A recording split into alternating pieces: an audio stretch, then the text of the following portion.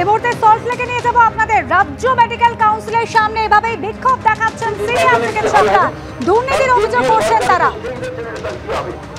ব্রতদেব ভট্টাচার্য আমাদের প্রতিনিধি সরাসরি রয়েছেন আমাদের সঙ্গে। ব্রতদেব, কি বলছেন চিকিৎসকরা? দিনে দুবার ব্যবহার করো স্টপেজ ক্রিম আর নিজেকে রাখো এভারগ্রিন কেয়াশেড আরোমা থেরাপি স্টপেজ ক্রিম আর খুঁজে পাও নতুন আমিকে। দেখো, গত 10 দিন ধরে স্বাস্থ্য ভবনের সামনে জুনিয়র চিকিৎসকরা তারা অবস্থান আন্দোলন চালাচ্ছেন। তাদের দাবি স্বাস্থ্য ভবন সাফাই কর। আর আজকে সিনিয়র চিকিৎসকরা তারা রাজ্যের মেডিকেল কাউন্সিলের সামনে এখানে বিক্ষোভ দেখাচ্ছেন এবং সেখান থেকে তারা দাবি করছেন যে মেডিকেল কাউন্সিল সাফাই কর। তাদের যেটা স্পষ্ট অভিযোগ যে যাবতীয় যে দুর্নীতির অভিযোগ উঠছে, থ্রেড কালচার থেকে শুরু করে সিন্ডিকেট রাজ, এই সমস্ত বিভিন্ন হাসপাতালে এবং ছাত্রদের পাস করানো, ফেল করানো, টাকার বিনিময়ে যাবতীয় যে অভিযোগ, তার মূলে কিন্তু এই মেডিকেল কাউন্সিল। আর সেই নিয়ে কিন্তু আজকে তারা মেডিকেল কাউন্সিলের সামনে বিক্ষোভ দেখাচ্ছেন, তারা অবস্থান করছেন। দেখতেই পাচ্ছ সমস্ত সিনিয়র চিকিৎসকরা তারা এখানে সমবেত হয়েছেন জয়েন্ট প্ল্যাটফর্ম অফ ডক্টরস এবং প্রত্যেকের হাতেই দেখতে পাচ্ছ প্ল্যাকার্ড রয়েছে।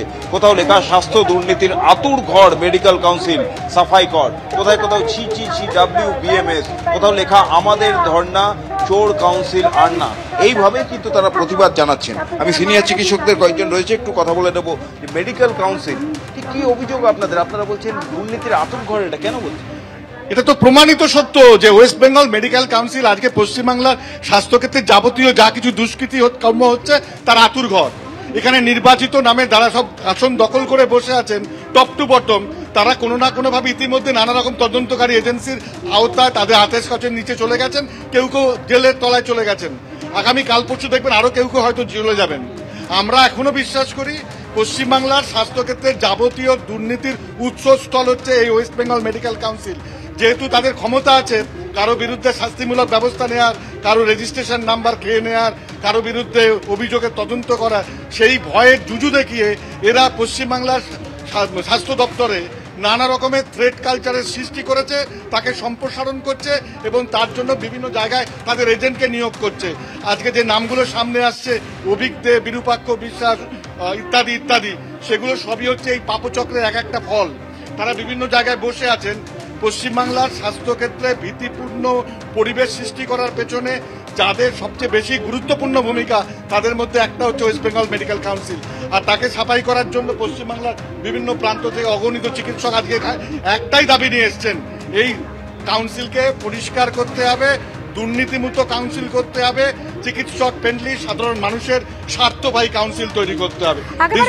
সিনিয়র চিকিৎসকরা যখন বলছেন যে রাজ্য মেডিকেল কাউন্সিল সেটা হচ্ছে দুর্নীতির আদুর ঘর, আর এবার সেই রাজ্য মেডিকেল কাউন্সিল সন্দীপ ঘোষের রেজিস্ট্রেশন বাতিল করলো। শোকজের জবাব চাওয়া হয়েছিল, 13 দিনেও সে জবাব না আসায় এই সিদ্ধান্ত।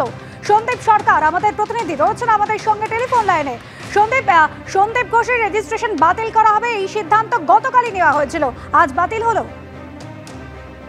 হ্যাঁ দেখো, আজকে অফিসিয়ালি নোটিশ জারি করা হয়েছে এবং রেজিস্ট্রেশন বাতিলের নোটিশ সন্দীপ ঘোষের দুটি বাড়ির ঠিকানায়, একটা হচ্ছে নিউ টাউনের হাতিয়ারার বাড়ি, আরেকটা হচ্ছে বেলেঘাটার বিধান রায় লেনের বাড়ি।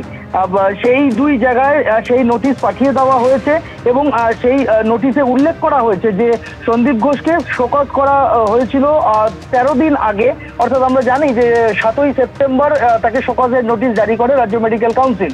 সেই শোকজের নোটিশের জবাব এখনো পর্যন্ত এই 13 দিনেও এসে না পৌঁছানোয় ওয়েস্ট বেঙ্গল মেডিকেল কাউন্সিলের 25 এর 2 ধারা অনুযায়ী তাকে তার নাম রিমুভ করে দেওয়া হলো রাজ্য মেডিকেল কাউন্সিলের রেজিস্টার থেকে। এখন রাজ্য মেডিকেল কাউন্সিলের রেজিস্টার থেকে নাম কাটা পড়ে যাওয়ার একটাই অর্থ যে এই মুহূর্তে কিন্তু সন্দীপ ঘোষের রেজিস্ট্রেশন নাম্বারটি আর তিনি ব্যবহার করতে পারবেন না চিকিৎসক হিসেবে। এখন তিনি যদি এই আরজিকর কাণ্ডের পরিপ্রেক্ষিতে এবং দুর্নীতির তদন্ত থেকে আইনত নিষ্কৃতি পান, তার তিনি যদি নিজেকে নিষ্কলঙ্ক প্রমাণ করতে পারেন, তাহলে ভবিষ্যতে তিনি আবেদন করবেন, সেক্ষেত্রে পরবর্তীতে কাউন্সিল সেদিকে আমাদের নজর থাকবে। ধন্যবাদ Sandip. Doctor Sandip Ghosh ex principal RG Kar, ওনার রেজিস্ট্রেশন মানে ওনার চিকিৎসক হিসেবে যে রেজিস্ট্রেশন সেই রেজিস্ট্রেশন বাতিল করা হয়েছে। এই মর্মে আমাদের চূড়ান্ত সিদ্ধান্ত গতকাল দেওয়া হয়ে গেছে। আজকে ওনার কাছে সেই রেজিস্ট্রেশন বাতিলের চিঠিও চলে গেছে এবং এটা আমরা আমাদের নিয়ম অনুযায়ী যেটা গেজেট নোটিফিকেশন করা হয় তার পদ্ধতির জন্যও গেজেট নোটিফিকেশনের জন্য পাঠিয়ে দেওয়া হয়েছে। ফলে জুনিয়র চিকিৎসকদের যে একটি অত্যন্ত গুরুত্বপূর্ণ দাবি ছিল, যে দাবিটার সঙ্গে আমরা 100% সহমত, সেই মর্মে আমরা কাজ করেছি। সন্দীপ ঘোষের রেজিস্ট্রেশন আমরা বাতিল করেছি। আমাদের আইন অনুযায়ী ইনফেমাস কন্ডাক্টের যে ধারাটা আছে সেই ধারা বলে কিন্তু ওনার রেজিস্ট্রেশন বাতিলের সিদ্ধান্ত হয়েছে।